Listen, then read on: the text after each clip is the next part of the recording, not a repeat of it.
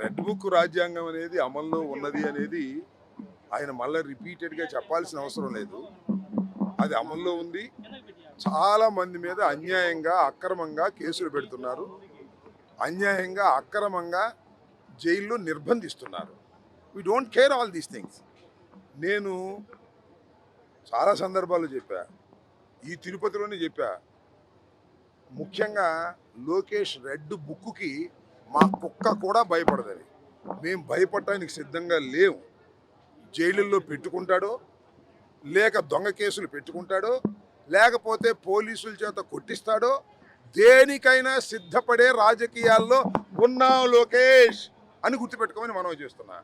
ఇవాళ నీకేదో పవర్ ఉందని పండగ చేసుకుంటేనో, నీకేదో పవర్ ఉందని మా మీద దౌర్జన్యం చేస్తేనో, రాబోయే కాలం ఎలా ఉంటుందో కూడా ఒక్కసారి ఆలోచించుకుంటే మంచిది.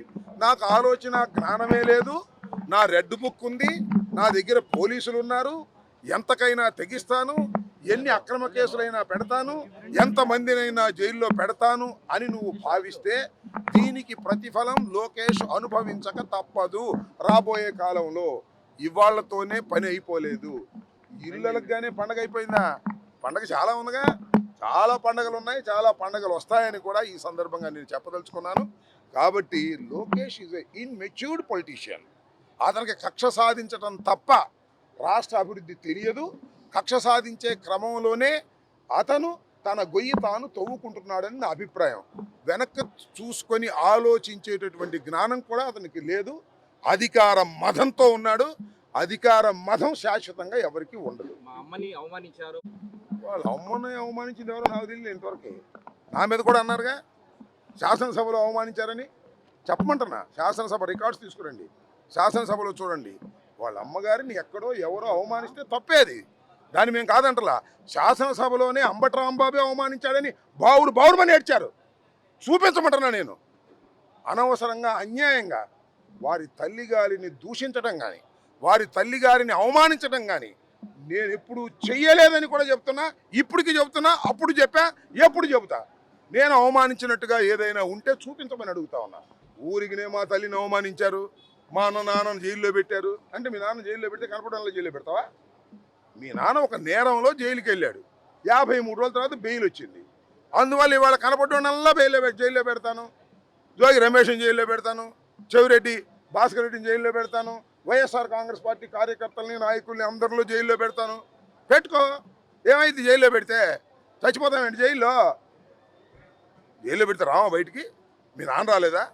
జగన్మోహన్ రెడ్డి రాలేదా? ఏంటి ఇవన్నీ మాకేం కొత్త కాదని కూడా ఈ సందర్భంగా నేను మనవి చేస్తున్నాను. నువ్వు జైల్లో పెడితేనో, నువ్వు కేసులు పెడితేనో, నువ్వు సవాళ్ళు చేస్తేనో, నువ్వు రెడ్ బుక్లు చేస్తేనో ఎవడు భయపడడు. భయపడటానికి సిద్ధంగా లేము. దీని ప్రతిఫలం అనుభవించడానికి నువ్వు సిద్ధంగా ఉండు. పిల్ల లోకేష్, నీవు పిల్లోడివి, నీకు తెలియదు. మీ నాన్న ముఖ్యమంత్రి అయ్యాడని, నువ్వు గెలిచానని ఏదో సంబరాలు చేసుకుంటున్నావు. అవన్నిటికీ కూడా మీరు చూశారుగా. సంవత్సరంన్నర అయింది. ఎంత ప్రజల్లో తిరుగుబాటు వచ్చిందో నేను ప్రత్యేకంగా మీకు చెప్పాలా? మీకు తెలియదా? ఆ రోజున ఎలా ఉన్నాం మేము? ఎలక్షన్ వచ్చిన నెల రోజులు ఎలా ఉన్నాం? సంవత్సరానికి ఎలా ఉన్నాం? సంవత్సరంన్నరకు ఎలా ఉన్నాం? 3 సంవత్సరాలకి ఎలా ఉంటామో చూస్తారు మీరు. 4 సంవత్సరాలకు ఎలా ఉంటామో చూస్తారు మీరు.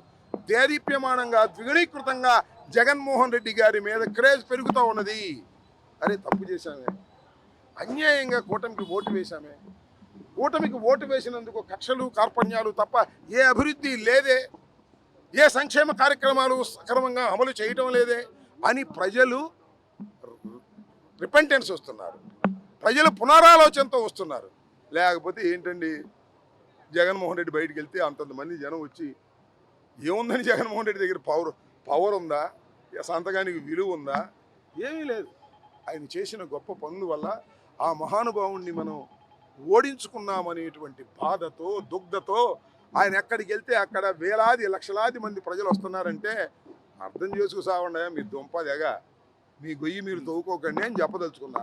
మా గొయ్యి మేము తవ్వుకుంటాం, మా లోకేష్ చెప్పింది మేము వింటాం, మా పార్టీ అంతా లోకేష్ వెనకనే వెళ్తాం, లోకేష్ సరాసరి వెళ్ళి బంగాళాఖాతంలో దించినా మాకు ఇష్టమే అని అనుకుంటే వెళ్ళండి, బంగాళాఖాతంలో దిగండి. మీ రెడ్ బుక్కి ఇంకొక దానికి మీ పోలీసు వ్యవస్థ చేసేటటువంటి దౌర్జన్యాలకి ఎవడు భయపడడానికి సిద్ధంగా లేడు. వేసుకుంటే లోపల వెళ్ళిపోతాం, దానిలో ఏం సందేహం లేదు. ఎవడు కదన్నాడు? జీవితాంతం పవన్ కళ్యాణ్ గారిని కలిసే ఉండమనండి, మాకు ఏ విధమైన అభ్యంతరము లేదు.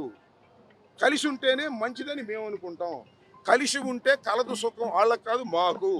నేను మీకు చెప్తున్నా, మీరు ఒకసారి విశ్లేషణ చేసుకోండి. ప్రభుత్వ వ్యతిరేకత పెరిగిన తరువాత ప్రభుత్వ వ్యతిరేక ఓటు చీలకోకుండా ఉండాలి అంటే ఆ కూటమి కలిసి ఉండవలసిందే.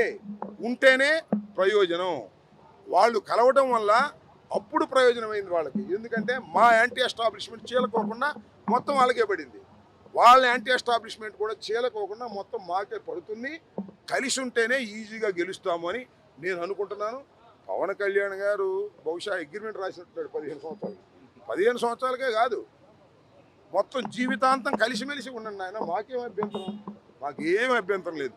ఒకవేళ లోకేష్ ముఖ్యమంత్రి అయితే లోకేష్ దగ్గర ఉప ముఖ్యమంత్రి మాకేం అభ్యంతరం లేదు, మాకు ఏ విధమైన అభ్యంతరం లేదు.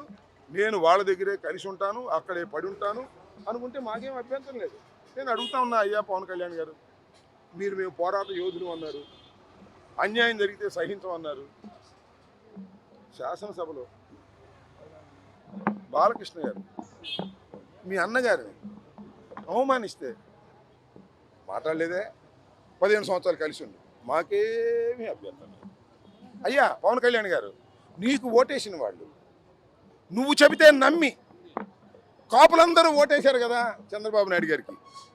నేను నమ్ముతున్నా, కాపులు చంద్రబాబుకు ఓటేశారు. చంద్రబాబు మీద ప్రేమతో కాదు, కేవలం పవన్ కళ్యాణ్ గారి గ్యారంటీ కార్డుతో వేశారు. కాపుల్ని చంపుతుంటే నోరెత్తలేదే. 15 సంవత్సరాలు కలిసి ఉండ, మాకేం అభ్యంతరం లేదు. మీ పోరాట పటిమని గంగలో ముంచేయండి, మాకేం అభ్యంతరం లేదు. 15 సంవత్సరాలు కలిసి ఉండండి, చంద్రబాబును భుజానెత్తుకోండి, లోకేష్ను కూడా ఇంకో మాకు భుజానెత్తుకోండి, మాకేమీ అభ్యంతరం లేదు. 15 సంవత్సరాలు కాకపోతే జీవితాంతం కలిసి ఉండవలసిందిగా వారిని ఆశీర్వదిస్తున్నాం.